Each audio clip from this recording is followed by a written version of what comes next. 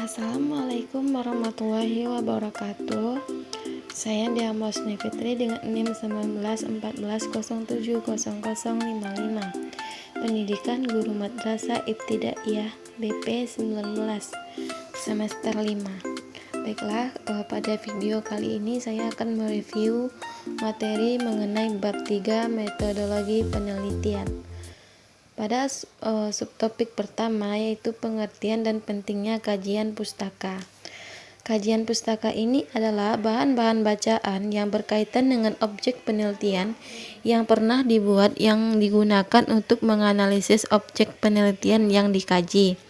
Kajian pustaka bagi seorang peneliti sangat penting dalam mencari tempat untuk berpijak yang kokoh sehingga acuan-acuan yang digunakan dalam penelitian sesuai dengan bidang yang hendak dikaji.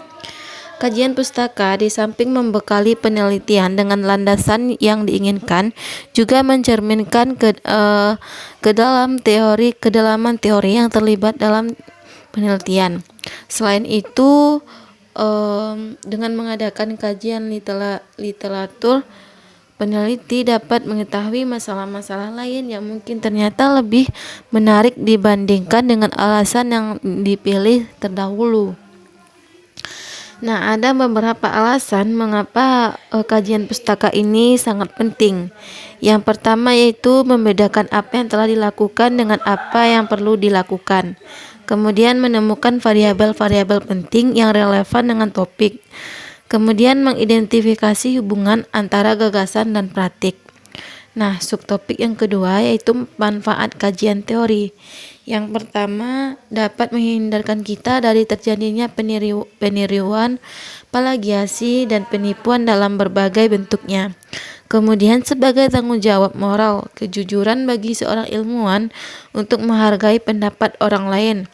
Yang ketiga, itu menunjukkan bahwa masalah yang diteliti memang kaya makna sehingga layak untuk dibicarakan kembali. Yang terakhir itu menjelaskan bahwa penelitian yang dilakukan memang berbeda, sekaligus menunjukkan bahwa dalam penelitian yang sedang dilakukan akan ditunjukkan hal-hal baru yang berbeda dengan penelitian lain. Selain itu, manfaat kajian teori ini yang pertama sebagai solusi, landasan pengembangan instrumen, membuat dan menentukan kriteria. Yang terakhir itu memverifikasi hasil penelitian. Nah, selain itu sumber-sumber kajian teori bisa berupa buku teks, jurnal, ada annual review, off-print, reprint, dan bibliografi, internet, handbook, dan banyak lagi. Nah, bagian penelitian yang membutuhkan kajian pustaka yaitu terdapat pada bagian penelitian bab 2. Pada bagian bab 2 ini penulis harus menggunakan secara sistematik dan mengkaji tentang fakta, hasil penelitian sebelumnya, teori atau konsep pendekatan baru yang ada hubungannya dengan penelitian yang akan dilakukan.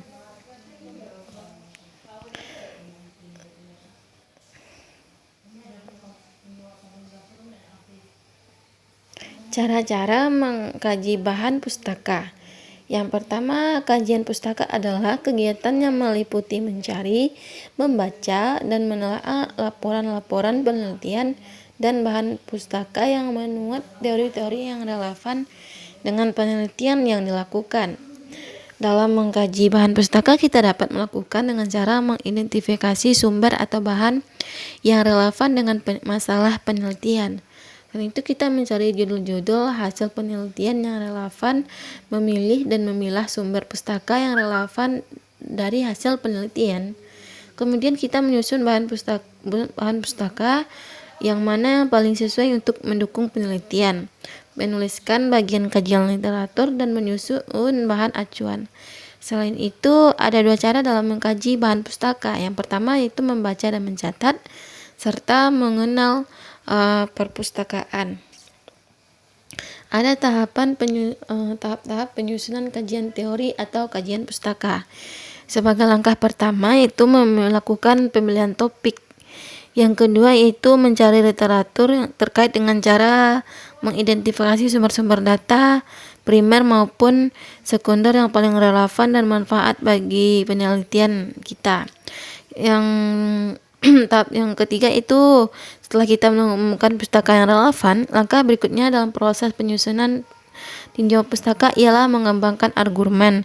Selain itu, melakukan survei dan kritik terhadap literatur berdasarkan kedua macam argumen yang telah kita kembangkan sebelumnya. Selain itu, tahap yang terakhir itu kita menulis tinjauan pustaka berupa rangkaian proses penyusunan tinjauan pustaka yang dilakukan dengan mengembangkan hasil analisis dan kritik terhadap berbagai literatur. Kemudian itu ada variabel dan indikator penelitian. Variabel penelitian ialah meliputi faktor-faktor yang berperan dalam peristiwa atau gejala yang diteliti. Nah, variabel penelitian ini ditentukan oleh landasan teoritis dan kejelasannya ditegaskan oleh hipotesis penelitian. Dalam penelitian, indikator adalah acuan yang digunakan sebagai dasar untuk melihat perubahan objek yang diteliti. Nah, cara-cara menyusun kerangka berpikir yang pertama itu menetapkan variabel yang rinci. Yang kedua itu memperbanyak membaca buku dan hasil penelitian. Yang ketiga itu menjelaskan teori-teori yang tentang variabel yang diteliti. Yang keempat itu menganalisis teori dan hasil penelitian secara kritis. Yang kelima itu melakukan analisis komparatif terhadap teori dan hasil penelitian. Yang keenam itu mengambil kesimpulan sementara, dan ketujuh yaitu menyusun kerangka berpikir. Adapun penelitian relevan dan cara penulisannya, yaitu penelitian relevan ini adalah sumber acuan khusus berupa penelitian yang terdapat dalam jurnal, buletin, skripsi. Dalam sumber acuan khusus, penelitian akan memperoleh hasil-hasil penelitian yang terdahulu. Penelitian relevan ini merupakan suatu penelitian sebelumnya yang sudah pernah dibuat dan dianggap cukup relevan atau mempunyai keterkaitan dengan judul dan topik yang akan diteliti, yang berguna untuk menghindari terjadinya pengulangan penelitian dengan topik permasalahan yang sama. Dalam mengemukakan penelitian yang relevan, hal ini perlu ditulis, yaitu data-data sumber atau laporan hasil penelitian seperti dalam footnote atau daftar pustaka. Perlu dihindari terjadinya duplikasi penelitian yang mengarah pada plagiarisme. Nah, subtopik yang terakhir yaitu hipotesis dan contoh-contohnya pada berbagai jenis penelitian.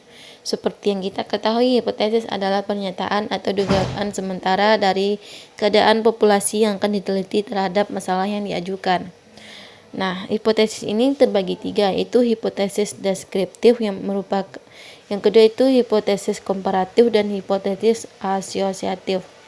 Nah, hipotesis deskriptif ini merupakan jawaban sementara terhadap masalah deskriptif, yaitu berkenaan dengan variabel mandiri. Sedangkan hipotesis komparatif adalah jawaban sementara terhadap rumusan masalah komparatif. Dan hipotesis asosiatif ini merupakan jawaban sementara terhadap rumusan masalah asosiatif, yaitu menanyakan hubungan antara dua variabel atau lebih. Mungkin sekian review kali ini. Wassalamualaikum warahmatullahi wabarakatuh.